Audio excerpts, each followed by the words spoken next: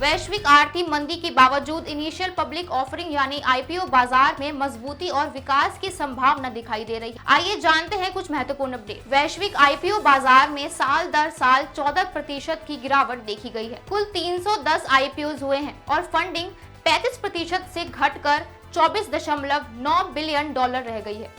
लेकिन पिछली तिमाही की तुलना में आईपीओ की संख्या में 11% की वृद्धि हुई है, जो संभावित रिकवरी का संकेत देता है। आईपीओ की संख्या 39% से बढ़कर 57% हो गई है। हालांकि फंडिंग 8% से गिरकर 8.4 बिलियन डॉलर रह गई है। EMEIA यानी यूरोप, मिडिल ईस्ट, इंडिया और अफ्रीका में 20% की वृद्धि के साथ 144 आईपीओ हुए, लेकिन फंडिंग 16% से घटकर 6.9 बिलियन डॉलर रह गई। एशिया प्रशांत आईपीओ में 45% की गिरावट हुई है। कुल 109 आईपीओ हुए हैं और फंडिंग में 54% से घटकर 9.6 बिलियन डॉलर हो गई। संस्थान का अनुमान है कि 2025 में आईपीओ की संख्या 2 गुनी हो सकती है, क्योंकि बाजार की स्थितियां स्थिर हो रही हैं और निवेशकों का भरोसा लौट रहा है। न्यूयॉर्क स्टॉक एक्सचेंज की अध्यक्ष लीन मार्टिन के अनुसार 2025 में अमेरिकी आईपीओ बाजार में जबरदस्त उछाल आ सकता है। बीते 2 वर्षों में ब्याज दरों और मंदी की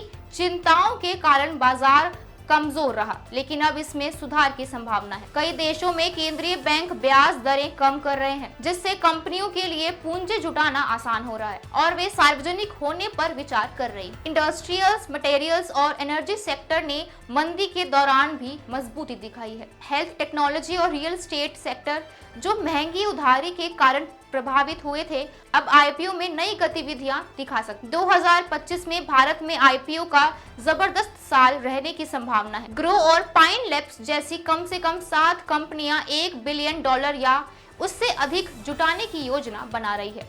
इस साल कुल आईपीओ फंडिंग 23 बिलियन डॉलर को पार कर सकती है, जो कि 2023 में 36% आईपीओ से जुटाए गए 19.6 बिलियन डॉलर से अधिक हो। ब्याज दरों में कटौती, मुद्रास्फीति में कमी और बेहतर आर्थिक परिस्थितियों के कारण ऑस्ट्रेलियन सिक्योरिटीज एक्सचेंज यानी ASX में आईपीओ गतिविधियां बढ़ने की उम्मीद है।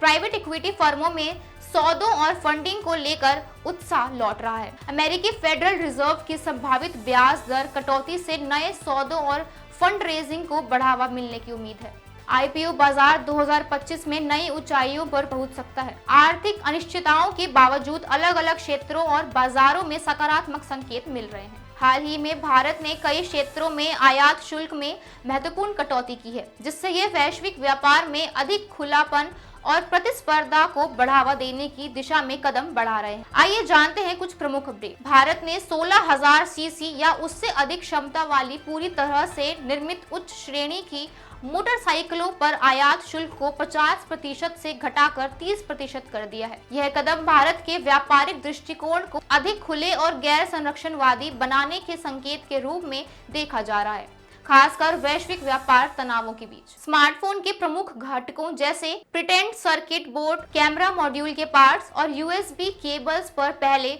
2.5% का आयात शुल्क था, जिसे अब हटा दिया गया है। इस निर्णय से प्रमुख स्मार्टफोन निर्माताओं जैसे एप्पल और शाओमी को फायदा होगा, जिससे स्थानीय उत्पादन को बढ़ावा मिलेगा और भारत को इलेक्ट्रॉनिक्स निर्माण के लिए एक आकर्षक गंतव्य बनाया जाएगा। भारत सरकार ने महत्वपूर्ण खनिजों जैसे antimony, cobalt, copper, lithium ion बैटरियां, सीसा, जिंक और कोबाल्ट पाउडर के कचरे और स्क्रैप पर कस्टम ड्यूटी को समाप्त कर दिया है। यह कदम घरेलू विनिर्माण के लिए आवश्यक है और भारत के महत्वपूर्ण खनिज क्षेत्र के विकास को समर्थन देने के लिए भी जरूरी। हाल ही में प्रस्तुत किए गए बजट में व्यक्तिगत आयकर दरों में कटौती और निजी निवेश को बढ़ावा देने के लिए उपाय दिए गए हैं, ताकि मध्यम वर्गीय खर्च करने की क्षमता बढ़ सके। भारत कुछ अमेरिकी उत्पादों पर आयात शुल्क में कटौती की तैयारियां कर रहा है, जिसमें कृषि उत्पाद, उच्च श्रेणी के चिकित्सा उपकरण और लग्जरी मोटरसाइकिल शामिल हैं, जिससे आने वाली अमेरिकी सरकार के साथ व्यापार वार्ता की तैयारी हो सके। भारत के ये कदम दिखाते हैं कि देश अपने व्यापारिक माहौल को और अधिक खुला और प्रतिस्पर्धा बनाने के लिए प्रतिबद्ध है। इन बदलावों से न केवल घरेलू उत्पादन को बढ़ावा मिलेगा, बल्कि वैश्विक व्यापार में भारत की स्थिति भी मजबूत। महाराष्ट्र में हाल ही में एक दुखद बस दुर्घटना हुई है, जिसमें कई लोगों की जान चली गई है और कई अन्य घायल हो गए हैं।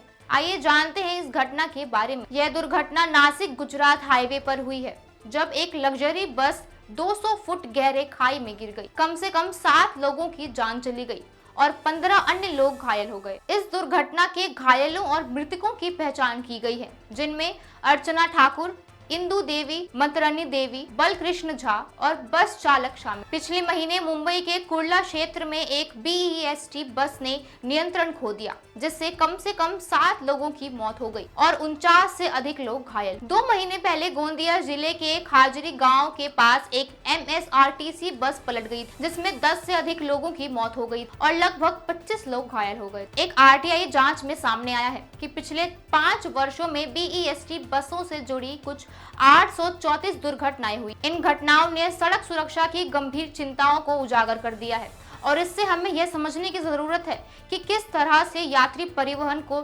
सुरक्षित और बेहतर बनाया जा सकता है। फिलहाल के लिए इस वीडियो में इतना ही। चैनल को सब्सक्राइब करें और वीडियो को शेयर करना ना भूलें। धन्यवाद।